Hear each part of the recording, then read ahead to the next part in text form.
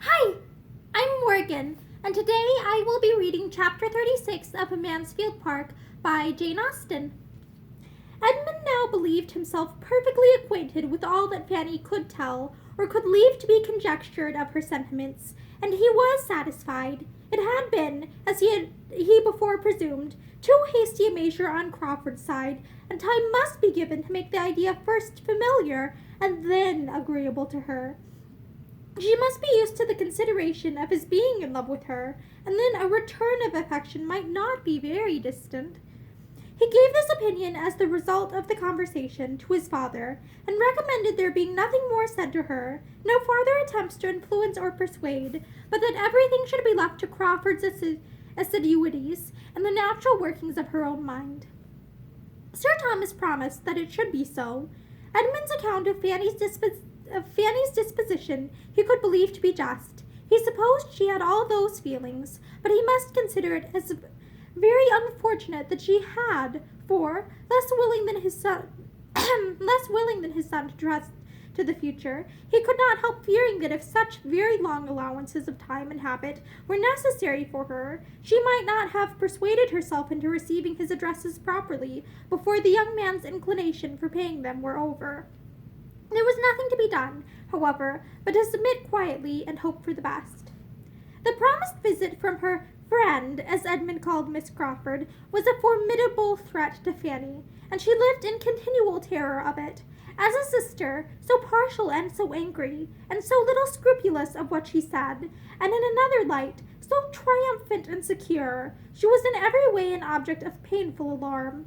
Her displeasure, her penetration, and her happiness were all fearful to encounter, and the dependence of having others present when they met was Fanny's only support in looking forward to it. She absented herself as little as possible from Lady Bertram, kept away from the East Room, and took no solitary walk in the shrubbery, in her caution to avoid any sudden attack. She succeeded. She was safe in the breakfast-room with her aunt when Miss Crawford did come, and the first misery over, and Miss Crawford looking and speaking with much less particularity of expression than she had anticipated, Fanny began to hope there would be nothing worse to be endured than a half-hour of moderate agitation. But here she hoped too much. Miss Crawford was not the slave of opportunity. She was determined to see Fanny alone, and therefore said to her tolerably soon, in a low voice, "I must speak to you for a few minutes somewhere."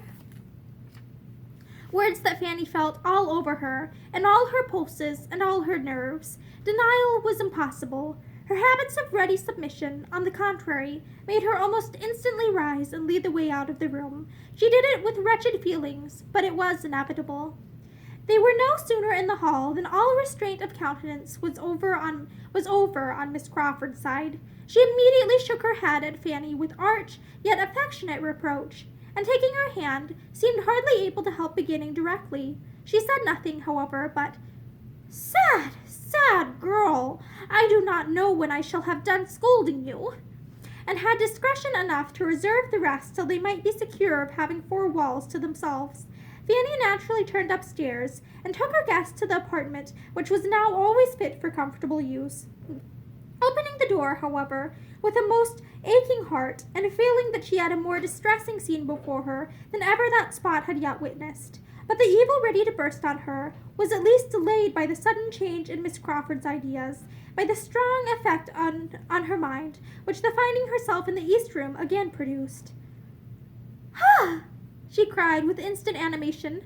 "Am I here again? The East Room? Once only was I in this room before."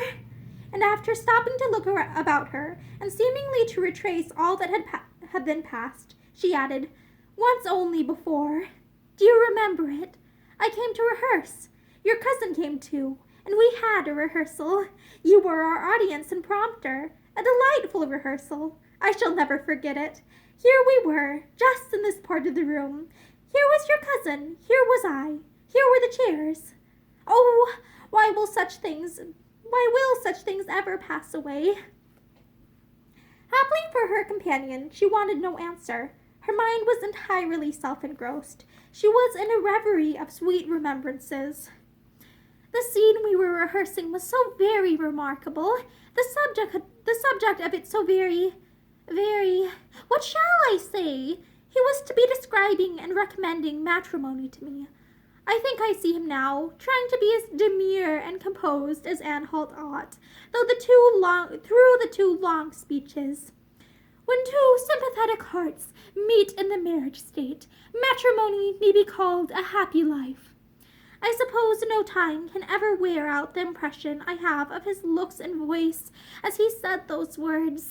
It was curious, very curious, that we should have such a scene to play. If I had the power of recalling any one week of my existence, it should be that week, that acting week. Say what you would, Fanny, it should be that, for I never knew such exquisite happiness in any other.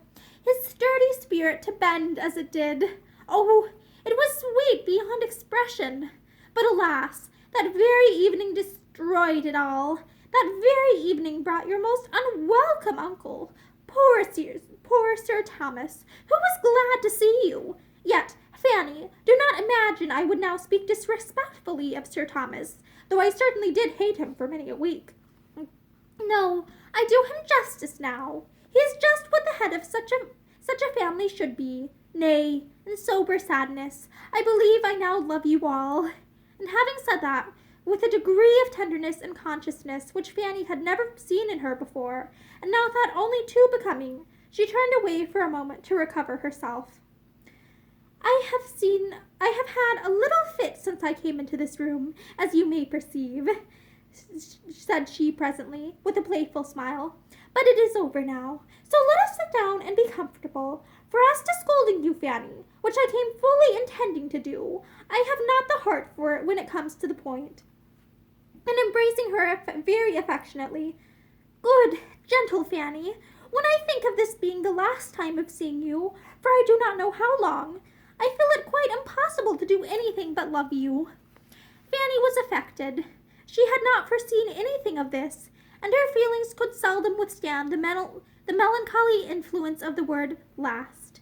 She cried as if she had loved Miss Crawford more than she possibly could, and Miss Crawford, yet farther softened by the sight of such emotion, hung about her with fondness, and said, I hate to leave you. I shall see no one half so amiable where I am going. Who says we shall not be sisters? I know we shall. I feel that we are born to be connected, and those tears convince me that you feel it too, dear Fanny.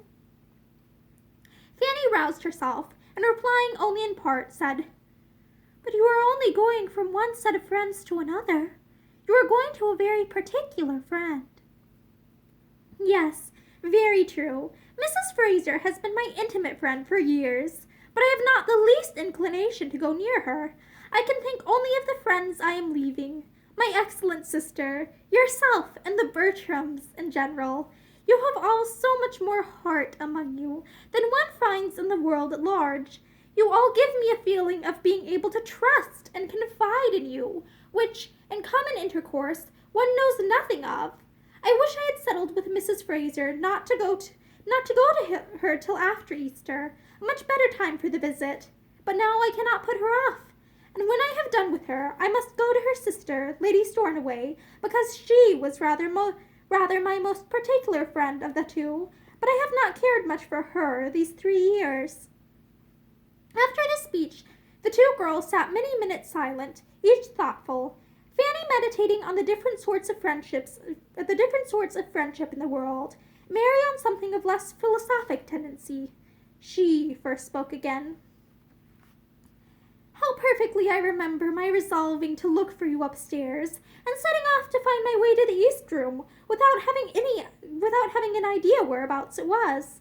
How well I remember what I was thinking of as I came along, and my looking in and seeing you here, sitting at this table at work, and then your cousin's astonishment when he opened the door at seeing me here. To be sure, your uncle's returning that very evening. There never was anything quite like it. Another short fit of abstraction followed, when, shaking it off, she thus attacked her companion. Why, Fanny, you are absolutely in a reverie, thinking, I hope, of one who was always thinking of you. Oh, that I could transport you for a short time into our circle in town, that you might understand how your power over Henry is thought of there. Oh, the envyings and heartburnings of dozens and dozens. The wonder, the incredulity that will be felt at hearing what you have done. For as to secrecy, Henry is quite the hero of an old romance, and glories in his chains. You should come to London to know how to estimate your conquest. If you were to see how he is courted, and how I am courted for his sake. Now I am well aware that I shall not be half so welcome to Mrs. Fraser in consequence of his situation with you. When she comes to know the truth, she will very likely wish me in Northamptonshire again, for there is a daughter of Mr. Fraser by a first wife, whom she is wild to get married, and wants Henry to take. Oh, she has been trying for him to such a degree. Innocent and quiet as you sit here, you cannot have an idea of the sensation that you will be occasioning. On the curiosity there will be to see you, of the endless questions I shall have to answer. Poor Margaret Fraser will be at me forever about your eyes and your teeth, and how you do your hair, and who makes your shoes. I wish Margaret were married, for my poor friend's sake, for I look upon the Frasers to be about as unhappy as most other married people. And yet it was a most desirable match for Janet at the time. We were all delighted. She could not do otherwise than accept him, for he was rich, and she had nothing. But he turns out ill-tempered and exigeant, and wants a young woman, a beautiful young woman of 25, to be as steady as himself. And my friend does not manage him well. She does not seem to know how to make the best of it. There is a spirit of irritation, which, to say nothing worse, is certainly very ill-bred. In their house I shall call to mind the conjugal manners of Mansfield Parsonage with respect. Even Dr. Grant does show a thorough confidence in my sister, and a certain consideration for her judgment, which makes one feel there is attachment. But of that I shall say nothing with the Frasers. I shall be at Mansfield forever, Fanny. My own sister as a wife, Sir Thomas Bertram as a husband, are my standards of perfection. Poor Janet has been sadly taken in, and yet there was nothing improper on her side. She did not run into the match inconsiderately. There was no want of foresight. She took 3 days to consider of his proposals, and during those 3 days asked the advice of everybody connected with her, whose opinion was worth having, and especially applied to my late dear aunt, whose knowledge of the world made her judgment very generally and deservedly looked up to by all the young people of her acquaintance, and she was decidedly in favor of Mr. Fraser. This seems as if nothing were security for matrimonial comfort. I have not so much to say for my friend Flora, who jilted a very nice young man in the Blues for the sake of that horrid Lord Stornoway, who has about as much sense, Fanny, as Mr. Rushworth, but much worse looking, and with a blackguard character. I had my doubts at the time about her being right, for he has not even the air of a gentleman, and now I am sure she was wrong. By the by, Flora Ross was dying for Henry the first winter when she came out, but were I to attempt to tell you of all the women whom I have known to be in love with him, I should never have done. It is only you, insensible Fanny, who can think of him with anything like indifference. But are you so insensible as you profess yourself? No, I see you are not. There was indeed so deep a blush over Fanny's face at that moment as might warrant strong suspicion in a predisposed mind. Excellent creature! I will not tease you. Everything shall take its course. But, dear Fanny, you must allow that you were not so absolutely unprepared to have the question asked as your cousin fancies. It is not possible, but that you must have had some thoughts on the subject, some surmises as to what might be. You must have seen that he was trying to please you by every attention in his power. Was not he devoted to you at the ball? And then before the ball, the necklace. Oh, you received it just as it was meant. You were as conscious as heart could desire. I remember it perfectly. Do you mean, then, that your brother knew of the necklace beforehand." "Oh, Miss Crawford! That was not fair!" "Knew of it? It was his own doing entirely, his own thought. I am ashamed to say that it had never entered my head, but I was delighted to act on his proposal for both your sakes." "I will not say," replied Fanny, "that I was not half afraid at the time of its being so, for there was something in your look that frightened me. But not at first. I was as unsuspicious of it at first. Indeed I was. It is as true as that I sit here, and had I had an idea of it, nothing should have induced me to accept the necklace. As to your brother's behavior, certainly I was sensible of a particularity. I had been sensible of it some little time, perhaps 2 or 3 weeks, but then I considered it as meaning nothing. I put it down as simply being his way, and was as far from supposing as from wishing him to have any serious thoughts of me. I had not, Miss Crawford, been an inattentive observer of what was passing between him and some part of this family in the summer and autumn. I was quiet, but I was not blind. I could not but see that Mr. Crawford allowed in himself gallantries which did mean nothing. Ah, I cannot deny it. He has now and then been a sad flirt, and cared very little for the havoc he might be making in young ladies' affections. I have often scolded him for it, but it is his only fault, and there is this to be said, that very few young ladies have any affections worth caring for. And then, Fanny, the glory of fixing one who has been shot at by so many. Oh, having it in one's power to pay off the debts of one's sex. Oh, I am sure it is not in woman's nature to refuse such a triumph." Fanny shook her head. "I cannot think well of a man who sports with any woman's feelings, and there may often be a great deal more suffered than a stander-by can judge of. I do not defend him.